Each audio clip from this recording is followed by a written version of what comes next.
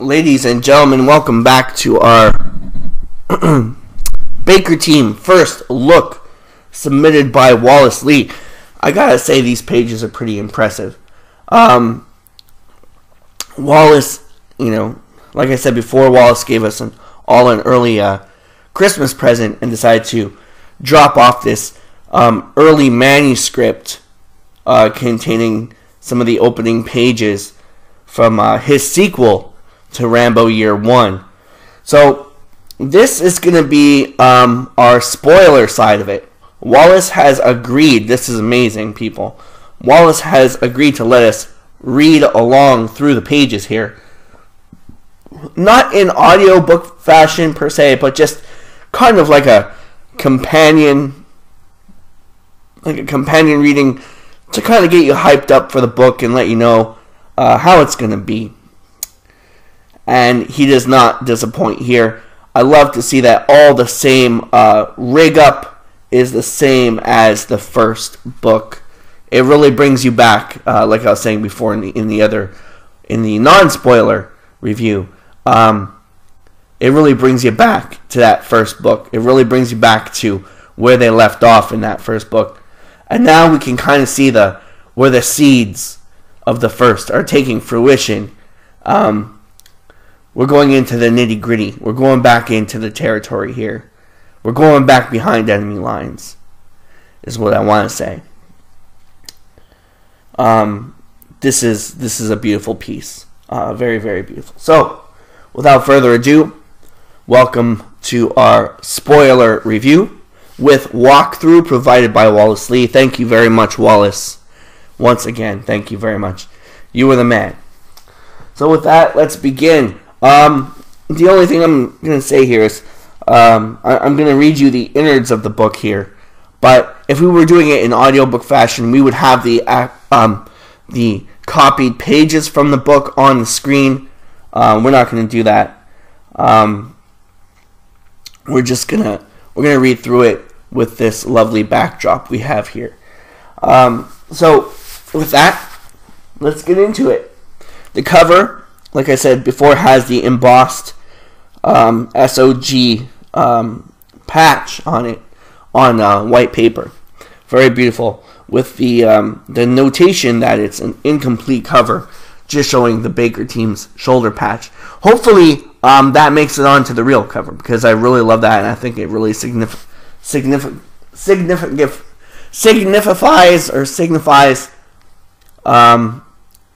the true danger of the book. The deep aspects of the true roots of evil, and that fine line between good and evil that not just the American military, but any military has to offer you, once you sign your name on that dotted line, right? So, it says on the cover, the unofficial Baker team's insignia.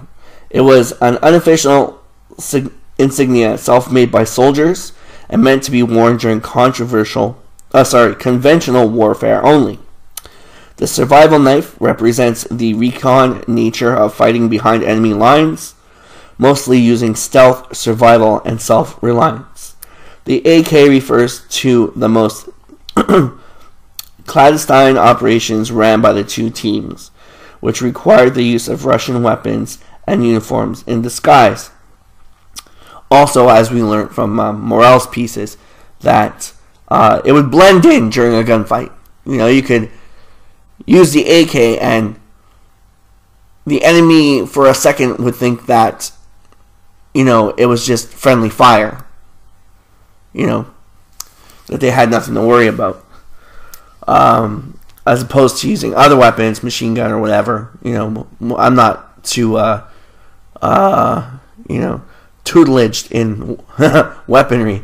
But, if you were to use something else, they would kind of be able to tell that you were using another weapon to fight, and they could seek you out a little bit easier. Page 3, Baker team. Page 4, we get to the credit section here. Wallace Lee's Baker team, based on the characters created by David Morell. English translation, Wallace Lee and Mary Botazzi. Test readings by Orazio Fusco. Piero Constrani and Matt Thomas Marsha. That's myself. Website designed by Marco Faccio. Cover art subject by Wallesley. Photo by Marco Bizzotto. A special thank you to all the veterans that contribute to this book. Words aren't enough, guys. Thank you from the heart. Released by Double Edged Ghostwritings 2015. Rambo Year 1 at gmail.com is the contact. I love how a lot of these familiar faces are returning here. You know, we got Mary with the translation, which is a beautiful translation. You know, the test reading section. I'm so glad that he incorporated me back in here. I'm so honored that RAMBOMANIA is able to cover this. So, you know, thank you. And it's great to see like Piero and Orazio back here, and you know, Marco doing the web design, and like, you know, just like the cover art here is great. The photography is great by Marco. Yeah, so I guess we should all say a great thank you to Double Edged Ghostwritings for letting this, you know, come back to fruition. This is book 2. 3 more after this, and I am looking forward to them all. Copyright disclaimer. The characters of Rambo and Colonel Samuel Troutman were created by David Morrell in his novel First Blood, copyright 1972-2016. All rights reserved. Sorry, I got this cold, this bad cold. But I love how he's got his copyright out here. Great stuff, letting us know the skinny, so to speak, the fine lines. Once again, they are included here with the permission of David Morrell, provided that none of the story is offered for sale. The use of characters here do not imply David Morrell's endorsement of the story. The First Blood knife was designed by Arkansas knifesmith Jimmy Lyle in 1982. Everything you read here that isn't mentioned in any official licensed Rambo movie or novel at the time of this publishing, 2015, is an original work by the author. Electronic copy for private reading, I would say privileged private reading, free sharing, and press evaluation only. No commercial use allowed. Alright, so now that we know the facts, just going to take a sip of my drink here.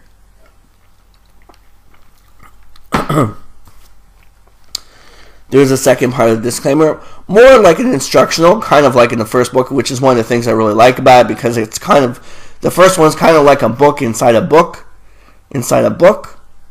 and I love how this one continues up with that. So it kind of feels like you're getting 2 books in a third book, like in an outer shell, which I really like. I like it when people do things differently. You know, I'm a script writer, right? So I do a lot of what do you call it? I do a lot of script work. I do a lot of you know, writing for Stephen Chang and so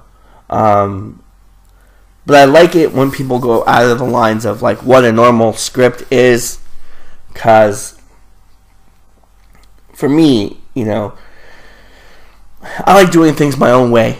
So I love that, you know, Steven actually likes that. He likes that I add my own formula to it. He says it's very fresh and very cool.